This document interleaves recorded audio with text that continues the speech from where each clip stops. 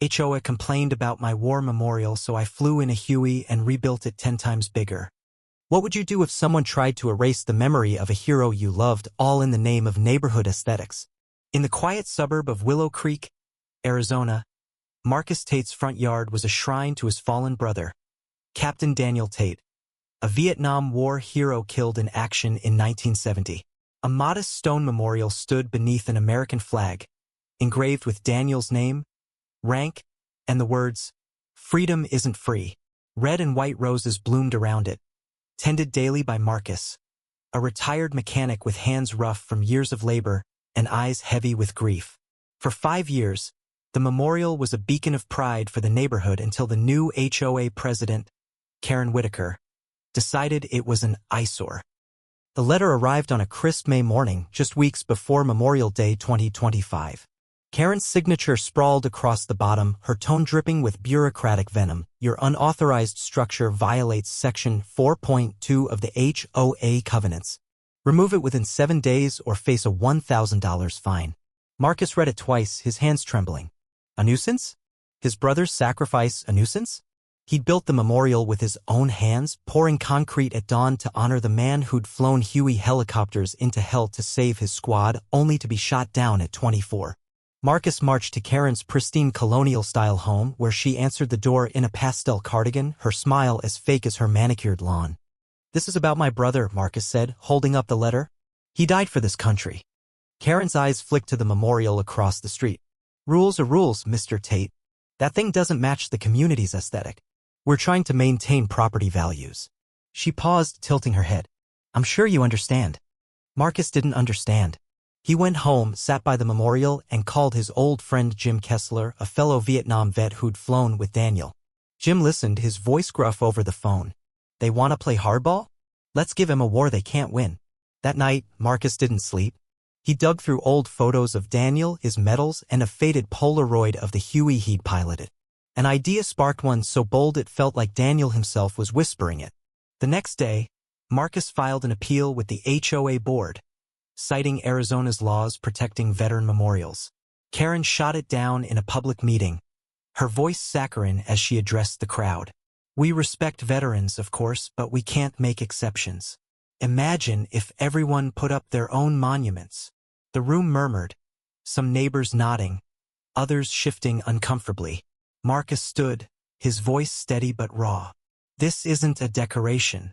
It's my brother's legacy. You're spitting on his grave." Karen's smile didn't falter, but her eyes narrowed. The board upheld the violation. Then came the twist no one saw coming. At the meeting's end, a wiry man in a leather jacket stood up, Tommy Vega, a local reporter who'd been quietly recording. Tommy's father had served in Vietnam, and he'd grown up hearing stories of Hueys roaring over jungles. "I think the community deserves to know about this," he said, holding up his phone. By morning, Tommy's article was live on the local news site, headlined, "HOA demands Veterans Memorial torn down before Memorial Day." The story went viral on X, racking up thousands of shares. Comments flooded in, "Shame on that HOA, Karen needs to go." A hashtag, #SaveDawn trended locally. Karen doubled down. She sent Marcus another letter, upping the fine to $2,000 and threatening legal action. "We're a community of standards," she told a TV crew parked outside her house, her voice quivering with rehearsed indignation. This isn't personal. But it was personal to Marcus. He wasn't just fighting for a memorial, he was fighting for every soldier whose name had been forgotten, every family told to move on. He called Jim again, and this time, Jim's voice crackled with excitement. "I got a surprise for Karen. You still got that old airfield access?" On Memorial Day weekend, Willow Creek woke to a sound no one expected, the unmistakable whoop-whoop-whoop of a Huey helicopter. Neighbors spilled onto their lawns, phones raised as a restored 1964 Bell UH-1D, painted in Vietnam-era olive drab, roared low over the subdivision. Marcus stood in his yard, grinning, as the chopper touched down on the empty lot next door, owned by a sympathetic vet. Jim climbed out, his silver hair catching the sun, followed by a crew of volunteers, veterans, mechanics, and a few burly contractors. In the chopper's cargo bay, 10 tons of granite, steel, and American flags. "Karen wants a fight?" Jim shouted over the rotor wash. "We're building Dan's memorial 10 times bigger." The community exploded into chaos. Karen stormed over, clutching her phone. screaming about noise violations and permits. "You can't do this!" she shrieked, her cardigan flapping in the wind. Marcus crossed his arms. "This lot ain't HOA property. Check your own rules."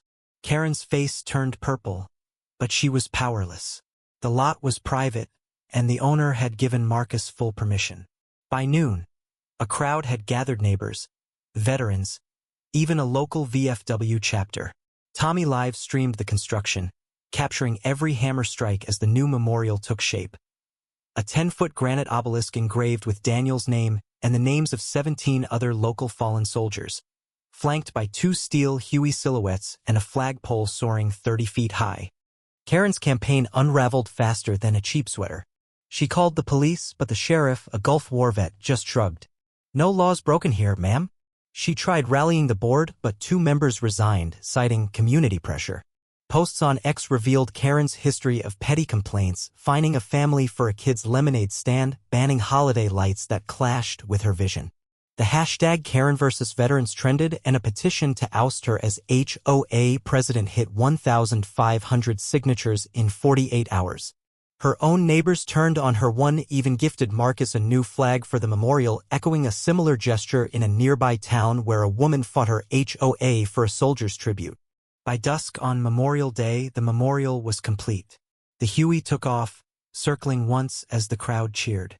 Marcus laid a wreath at the base, his voice breaking as he whispered, "For you, Dan." Karen wasn't there. Eshed locked herself in her house, blinds drawn. The next week, the HOA board held an emergency meeting. Under pressure from the community and bad press, they reversed the violation, issued a public apology, and amended the covenants to protect veteran memorials. Karen was voted out as president, her reputation in tatters. Rumor had it she was planning to move, unable to face the neighbors she'd alienated. As summer faded, Marcus sat by the new memorial, the granite cool under his fingers. Kids played nearby, their laughter mixing with the rustle of flags in the breeze. The obelisk wasn't just for Daniel and Marie, it was for every sacrifice, every story that deserved to be told. Tommy's article won a local journalism award, and Jim's Huey became a regular at veteran events, a symbol of defiance and healing. Marcus didn't gloat, but he felt a quiet victory. He turned Karen's petty crusade into a monument that would outlast them all. What do you think? Did Marcus go too far? Or was his bold stand the perfect response to Karen's overreach? Share your thoughts below. Was this a win for justice, or a lesson in how far we'll go to honor those we've lost?